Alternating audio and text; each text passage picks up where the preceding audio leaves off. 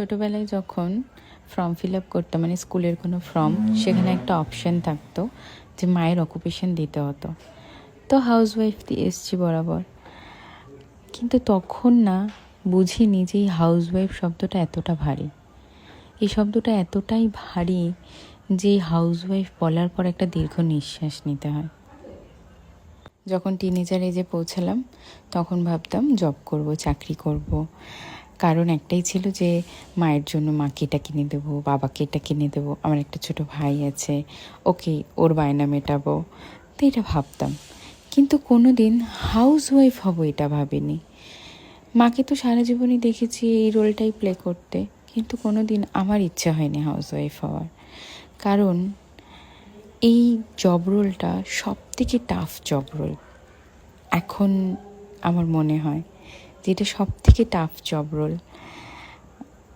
তাই সব কিছুর বাইরে বেরিয়ে নিজের একটা অস্তিত্ব তৈরি করতে চাই, চেয়েছি সব সময়, এখনও চাই।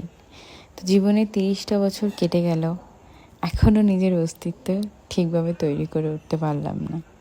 শুধু চেষ্টাই করে যাচ্ছি।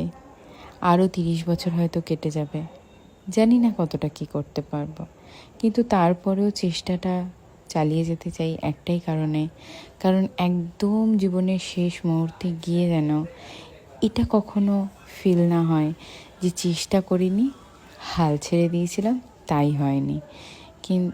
অ্যাটলিস্ট এটা তো ভাববো যে চেষ্টা করেছি কিন্তু হয়নি কোনো কারণে।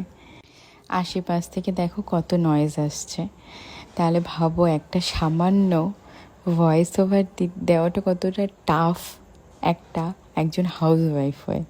তো এটা সত্যি খুব টাফ জব রোল। ভীষণ সিম্পল একটা রান্না ছিল, তবে তোমরা আমার রান্নার ভিডিও দেখতে ভালোবাসো, তাই আমি একটু ভিডিও করি মাঝে মাঝে।